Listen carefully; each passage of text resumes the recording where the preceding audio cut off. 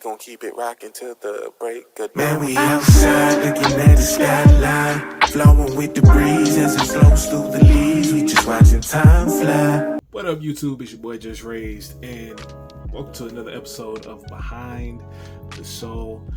I wanted to talk about finding your sound.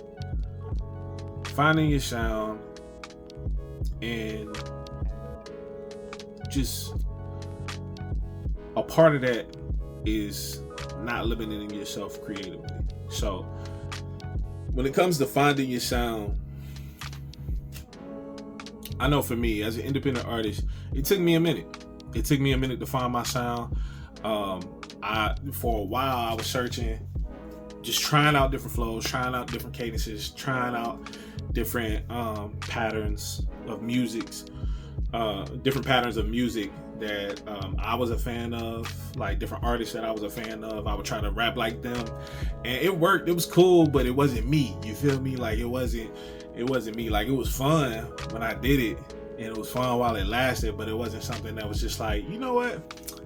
This my stamp. It was just like nah. Like it felt like I was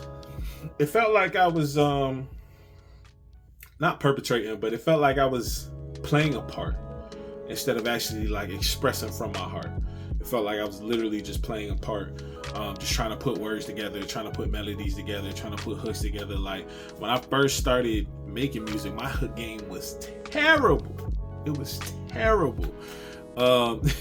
Same thing with rapping. Like I didn't start out a rapper. I started out as somebody who enjoyed singing. I wouldn't even say that I was a singer. I just enjoyed singing. It was something, singing and writing poetry was something I always just did as a way to like just release emotions and stress, and I'd write about it, or I'd sing different gospel songs or old school R&B songs and stuff like that. But I never considered myself like a singer. I just loved to sing and write poetry, but it was more so writing poetry to express my emotions whenever I was at a high, an emotional high or an emotional low. So it's just interesting to me that I'm here now at this point in time in my life actually making a profit from music. And it's just like, well, making money from music. I'm not gonna say, I don't know if I'm fully profitable just yet, but I am making money from music at this point. And this has been a very dope and interesting year for me personally. Got put in position to do different things musically that I wouldn't have thought that I would have been able to do. Got to work with a couple of sync companies.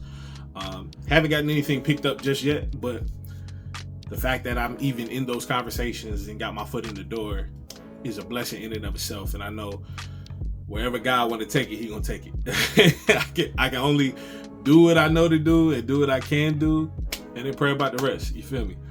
And so that's kind of my motto. Like I do what I know. I tell my wife all the time: do what you know you're supposed to do what you can do, and then pray about the rest. Like figure it out. If God put you in the right positions, in the right relationships, and the right networking events, in front of the right people, just let them use you. You feel me? And just let them direct your path in those places. And but anyway, I'm getting distracted. But yeah, man, just finding your sound. One thing I remember, I was having a conversation, I believe it was with Ruslan. Shout out to Ruslan. That's like my OG in music. He was like one of the first people to like really take the time to listen to my music and see and give me healthy critique. You feel me? Like not just kind of brush me off, but actually like give me healthy critique on how I could get better and what I should do when it came to marketing, when it came to changing my my stage name, when it came to all these different things. He hopped on the call with me, talked about it, we chopped it up. And I know for me, being a part of his Patreon early on, I was really conflicted and in a spot where I didn't know if I wanted to continue to try to make music because I was going through so much turmoil trying to make music. It was a lot of stuff going on with the place I was recording because I didn't have my own setup. Now I do, by the grace of God. And this was back in like 2018. I didn't have my own setup. I had just dropped the project. I was going through it with my engineer. That's a whole separate side story. But it was going through it with my engineer. It was going through it with issues on where I was recording, and just nothing was. I had nothing concrete to like really build anything off of. But I just felt a desire in my heart to continue to do music, and it just got frustrating to the point where it was just like, you know what, God, after I dropped this project, I'm cool with putting all this down. Like, I'm cool with putting all this down. I just go to work, be a husband, and be a father. Because I ain't got time for the frustration. Like, I ain't got time dealing with the foolishness of all of this. And it dealing with other people's time, dealing with other people's scheduling, dealing with what other people felt like they wanted to do or didn't want to do.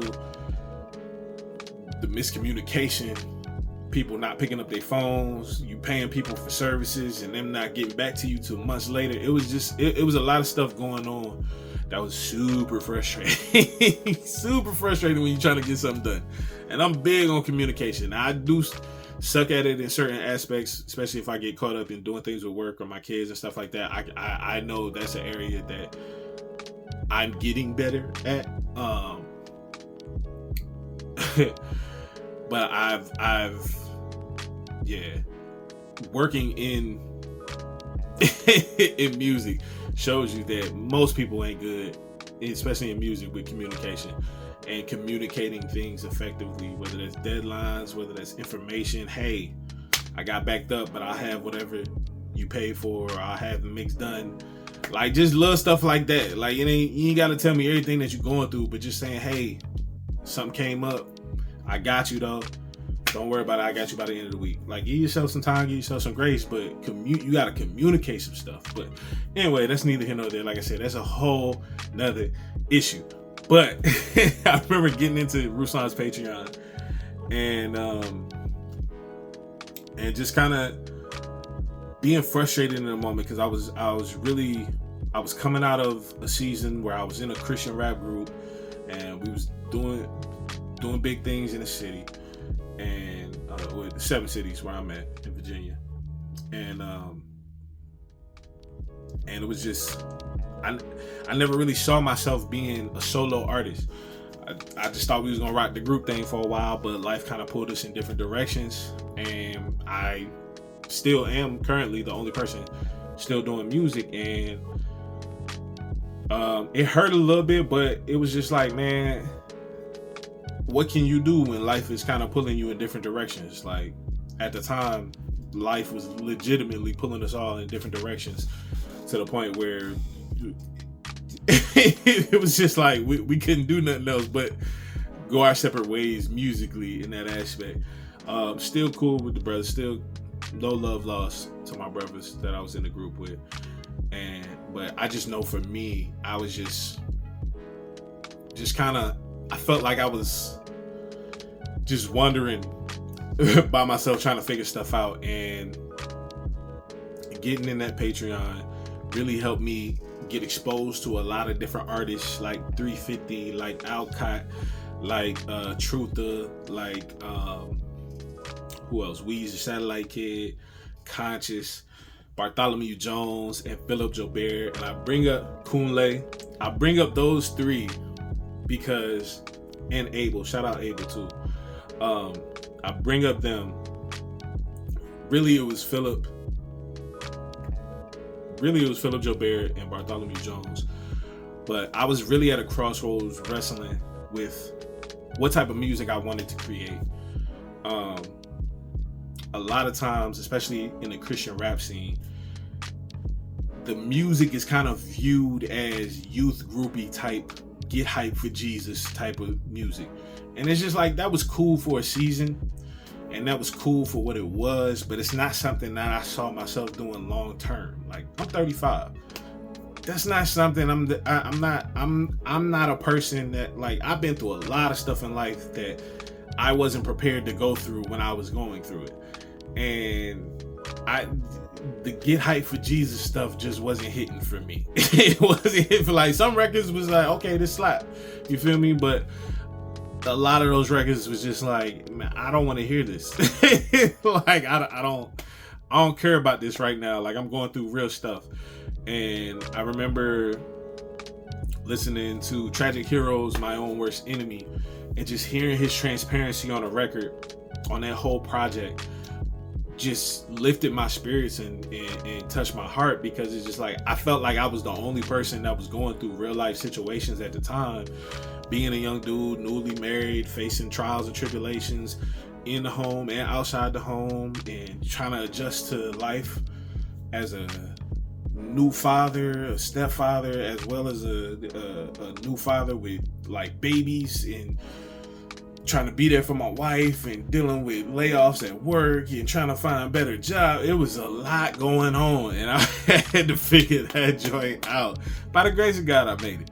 But by the grace of God, I made it through, and we in a much better place. But it was just a lot going on, and I remember seeking help, and it wasn't really too much help out there for your boy, personally. And it was unfortunate, but at the time, like I said, by the grace of God, we was able to make it through. And so when it came to making music, it was just like, I made a vow to, like, God, when I first started making music. I'm like, yo, I'm not going to be out here talking about stuff that I've never experienced and that's not a part of my life. So it's just like, I can't just go out here and just be faking the funk just to get people turned up or for a check or whatever. And so that's just something I could never do. And I remember just kind of approaching the Patreon, like sending my music in and getting healthy critique from Ruslan. And then I remember hearing Bartholomew Jones and Philip Jobert submit their music. So fire, so unique, so soulful. Both of them brothers can sing and they can rap. Philip did, like, this spoken word type stuff as well. Bart was just super soulful. And I've done records with both of these brothers. But it was just beautiful to see. And it was just like, yo, I didn't even know music like this was available to, like, I didn't even know you could create music like this in the Christian space. And it was just like, yo, like, this is crazy. Like, it blew my mind, literally. And I always credit Philip and I always credit Bart for changing my trajectory and helping me find my sound. So I remember praying about it heavy, like, yo, like, I don't want to copy what they're doing, but I want to find what I can do. If they're creating stuff like that and it's super soulful and true to them and true to their experience, I want to create something that's true to mine. And so I remember praying, and I remember God just telling me to look inward. And so I looked inward, and just when I was looking inward, I started looking at the origins of what made me fall in love with music in the first place. And I just remember being a kid going to the beach with my sister and my cousin and my aunt, and her playing old school R&B, my first introduction to music. So she would play like Anita Baker, Gladys Knight, the Isley Brothers, Earth, Wind & Fire while we at the beach. And this is back when you could carry like a boombox and stuff like that. And she used to bring that, this is like early 90s. She used to bring that to the beach and just play that. And then in the house, of course, I grew up in a very musical, they weren't the best of singers, my family. God bless them. I love them. I love y'all. But they were a musical family. Like, a lot of my aunts sing. They don't sing like professionally, but they sing in like the choir and stuff at church. And so always around music, always around gospel music, because my mama ain't play that. We wasn't listening to no secular music in the crib. It was all gospel music. It was all gospel music 24/7 while my mom was home. As soon as she left and it was just me and my sister was turning on MTV and BET. So she was my babysitter, so whatever she was watching, I was watching. So my sister low-key put me on to hip-hop. Like, she introduced me to hip-hop. So shout out to my sister. But yeah, I just remember being like loving gospel music, loving old school R&B, loving 90s R&B, and then getting introduced to hip hop and just falling in love with that art form as well. the Biggies, the Tupacs, the Wu-Tangs, the Nas, the Busta Rhymes, the Tribe Called Quest, like all them jokers. I remember just the Outkast, the Fugees, like just falling in love with that sound and that style.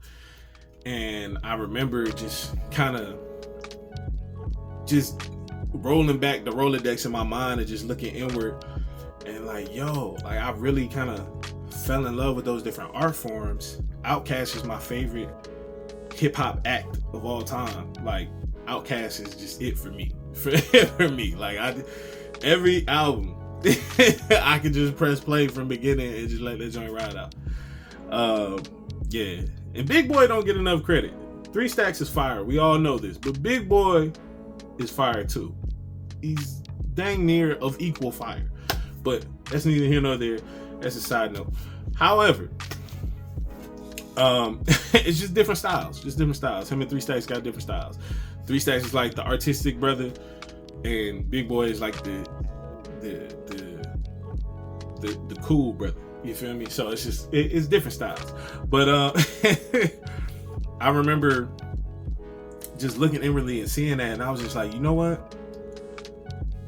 I'm gonna try something. So I tried like doing this little series where it was just like the videos are still on my page.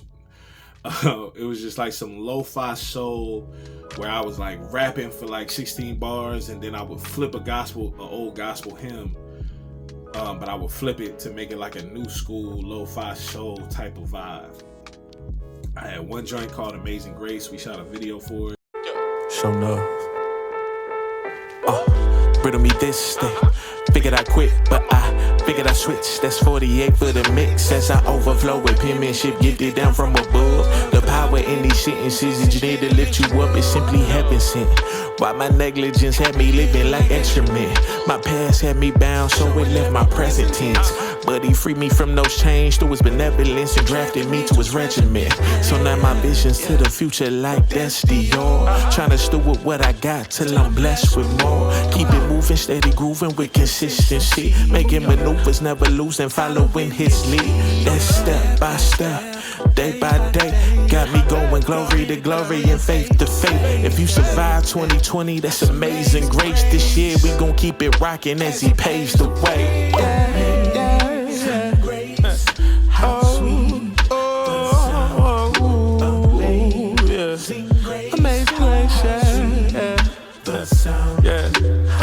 Amazing grace, how sweet the sound that saved a wretch like me. Yeah, I once was lost, but now I'm found. Was blind, but now I see. Yeah. I did another joint called Peace Be the Journey. Shot a video for that. Peace in the morning.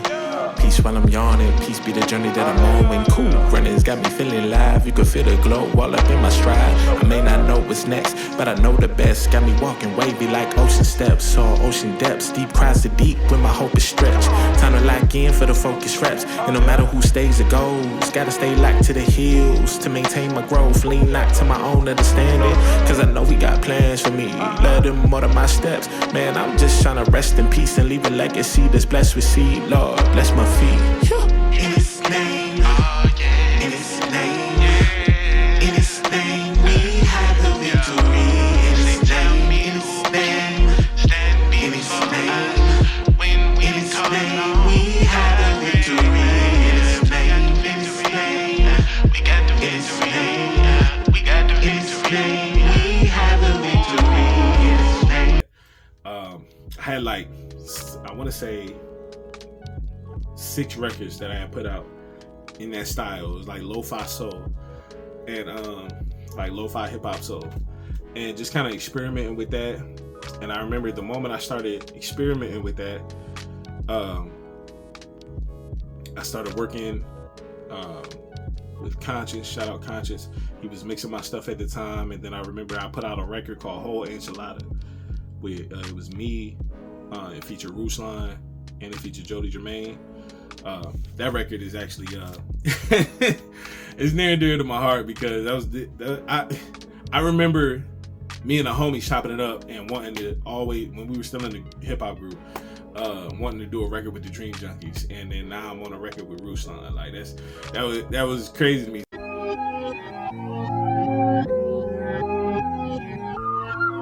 Too much sauce up in me, casa. I'm like, whoa. Give this life so I can prosper. I'm like, whoa. So keep your glory. I wanna see my God. You got that whole enchilada, so you know. Enchilada, carne asada, my burrito. It's like, whoa. California with an horchata. That's some stuff that you don't know. That's my love language. Ask for no favors, no favor. Was just a no name, but got some propane and blew up on stage. I was so late to bloom. They correlate that to doom. I startled them like raccoons. Savage, you scavengers in the nighttime. Been a minute since I was in my right mind. I spent a lifetime to build my pipe dream into a pipeline. My guy's the lifeline. Too much sauce up in me, casa. I'm like, whoa. Give this life so I can prosper. I'm like, whoa. So keep your glory. I wanna see my God. You got that whole enchilada, so you know. Just so you know, I get busy with the flow. Why you keep up with the Jones? I just keep picking like gold. Let the seed and watch it grow. See a flourish and some more. Come get up, let them bold. Follow his lead, let them control. Just been faith and hustle, we got the muscle. They're pushing the devil, we here for the trouble. The doubters be puzzled for sipping your bubble. We back through that muzzle like, ooh. So that record always hold a special place in my heart. Shout out the whole enchilada. But that record dropped, and Jody Jermaine's engineer at the time, his name is Plus 48, and he hit me on the side and he was like, yo, I heard your record. He was like, I would love to do some mixing for you or whatever, and I'll give you the first one free. If you rock with it, we can keep working from there. So I was like, all right. I had a record already done at the time. I just needed it mixed. So I sent him this record. It was called Pure Faith and Hustle, featuring Jared Sanders.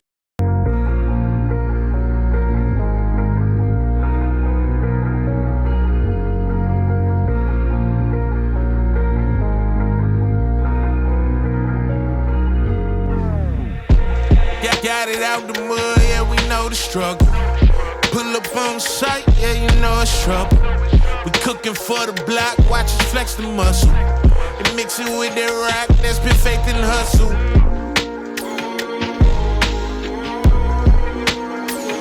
That's been faith and hustle.